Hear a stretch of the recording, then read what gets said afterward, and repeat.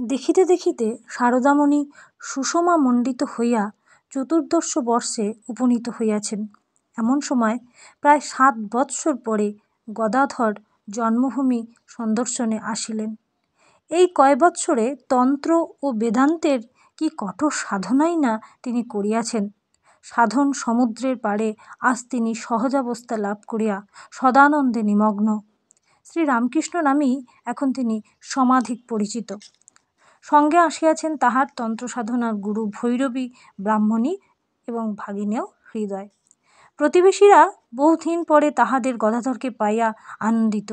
তিনিও সকলের সঙ্গে প্রাণ খুলিয়া মেলামেশা ও হাসি খুশি করিয়া সৎপ্রসঙ্গ দ্বারা তাহাদের মন ঈশ্বরের দিকে টানিতে লাগিলেন। এই আনন্দের হাট পূর্ণ করিবার জন্য জয়রামবাটি হইতে শারদামণিকে কামারপুকুরে আনা হইল। এই সময়ে শ্রীরামকৃষ্ণ তাহাকে সহধর্মিণী রূপে গড়িয়া তুলিবার দিকে মন দিলেন। কি করিয়া প্রদীপে সলতে পাকাইতে হয়, কিভাবে কখন কাহার সহিত কেমন ব্যবহার করিতে হয়, কিভাবে ভগবানের ধ্যান ধারণা করিতে হয়, সব তাহাকে শিখাইতে লাগিলেন। শারদামণিও নীরবে শিষ্যার মতো সব শিখিতে লাগিলেন। একদিন জীবনের উদ্দেশ্য ও আধ্যাত্মিক সাধনা সম্বন্ধে শ্রীরামকৃষ্ণ বলিলেন, চাঁদ মামা সকলেরই মামা, তেমনি ঈশ্বরও সকলের অতি আপনার। যে তাঁকে মনে প্রাণে ভালোবাসে, ডাকে, সেই তাঁর দেখা পায়। তুমি যদি ডাকো, তুমিও তার দেখা পাবে। আর তাঁর দেখা পাওয়াই জীবনের উদ্দেশ্য, নতুবা জীবন বৃথা। শ্রীরামকৃষ্ণের এই প্রেমপূর্ণ কথাগুলি শারদামণির অন্তরে প্রবেশ করিল এবং তাহার জীবনের পরতে পরতে মিশিয়া গেল। তিনি তাহার পরম গুরুপতিকে জীবনের ধ্রুবতারা করিয়া এবং তাহার বাক্য মন্ত্রের মতো মনে করিয়া সাধনার পথে অগ্রসর হইতে লাগিলেন। এই সময়ের কথা বলিতে গিয়া পরবর্তীকালে তিনি বলিয়াছেন, তখন মনে হতো কে যেন হৃদয়ে একটি আনন্দের ঘর স্থাপন করে রেখেছে। বুকের ভিতর আনন্দ, চোখে মুখে আনন্দ যেন উপচিয়া পড়িতেছে। শ্রীরামকৃষ্ণের ভালোবাসা পাইয়া নিজেও তাহাকে ভালোবাসিয়া সারদা দেবী আনন্দে ভরপুর হইয়া গেলেন। সুখের 7টি মাস 7টি দিনের মতো কাটিয়া গেল। শ্রীরামকৃষ্ণ ফিরিয়া গেলেন দক্ষিণেশ্বরে, আর সারদা দেবী চলিয়া আসিলেন জয়রামবাটিতে। শয়নে স্বপনে ধ্যানে জাগরণে তাহার সমগ্র সত্তা পরিপ্লুত রহিল এই কমাসের সুখস্মৃতি। তিনি ভাবিতে লাগিলেন, কে এই অপূর্ব মধুর পরম পুরুষ, লোকে যাহাকে পাগল বলে, যাহা স্ত্রী বলিয়া তাহাকে করুণার চোখে দেখে। কই, আমি তো পাগলের মতো কিছু দেখলাম না, বেশ সহজ স্বাভাবিক, তবে ঈশ্বরীয় কথায় মত্ত, ভগবদ্ভাবে বিভোর। কে এই দেবমানব মহাসাধক আমার স্বামী? শ্রদ্ধা ভক্তি ও প্রীতিতে তাহার মন প্রাণ ভরিয়া উঠিল। একটা সার্থক গর্ব ও গৌরব সর্বদা ঘিরিয়া থাকিত, যাহার বলে সংসারী লোকের উপহাস তিনি নীরবে উপেক্ষা করিতে পারিতেন। দিনের পর দিন আবার কাটিতে লাগিল, কিন্তু এবার যেন দিন কাটে বছরের মতো। আবার কবে তিনি আসিবেন, আবার কবে কাছে ডাকিবেন, এই এক চিন্তাই সারদা দেবীর মনকে আচ্ছন্ন করিয়া রাখিল। মনের দৃঢ় বিশ্বাস, তিনি এত ভালোবাসিয়াছেন, তিনি নিশ্চয়ই সময় হইলে আবার কাছে ডাকিয়া লইবেন। কিন্তু কই, 1, 2, 3 করিয়া 4টি বছর কাটিয়া গেল, তিনি তো ডাকিলেন না, আহ্বান তো আসিল না।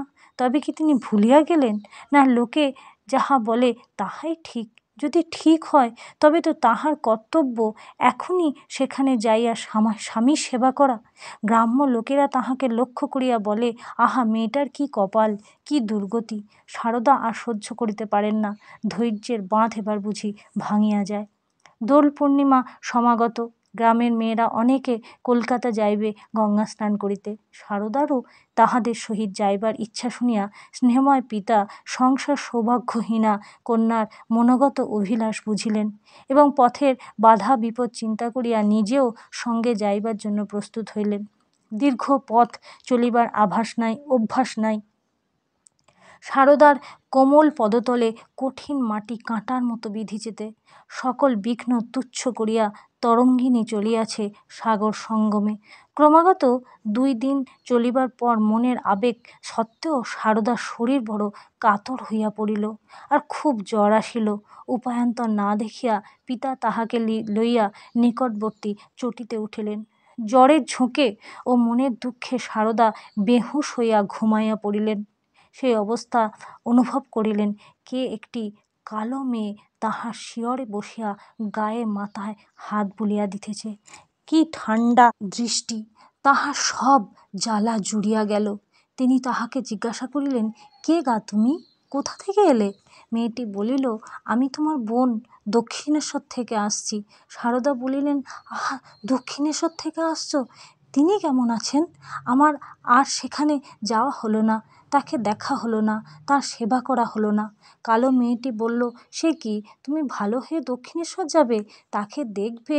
তাকে তো আমি তোমারই জন্য আটকে রেখেছি। ও তাই নাকি? একটা আবেশে এই কথা বলিতে বলিতে সারদা আবার ঘুমিয়া পড়িলেন। সকালে দেখা গেল জ্বর ছাড়িয়া গিয়াছে। পিতা পুত্রী ধীরে ধীরে চলিতে লাগিলেন। কিছু দূর যাইতেই একখানা শিবিকা পাওয়া গেল। উহাতে উঠিয়া সারদার আবার জ্বর আসিল।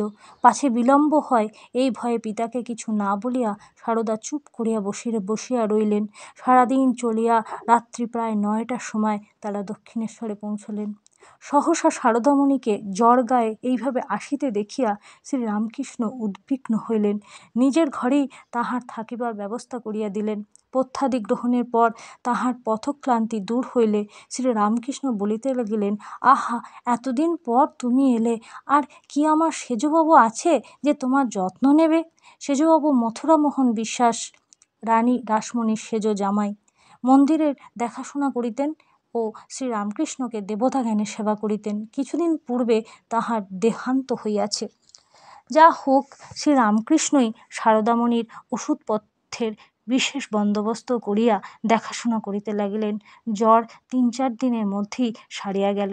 সারদামণির স্বামীর এই যত্ন ও ভালোবাসা পাইয়া বুঝিলেন তাহার প্রাণের দেবতা আগের মতোই আছেন। বাহিরের খোঁজ খবর লওয়া না থাকিলেও অন্তরের যোগাযোগ ঠিকই আছে।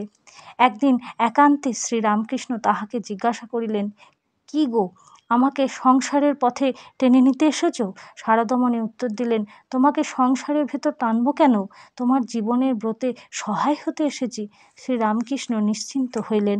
অনতিদূরে নহবতে স্বীয় জননী চন্দ্রমণি দেবীর কাছে সারদা দেবীরও থাকিবার ব্যবস্থা করিলেন।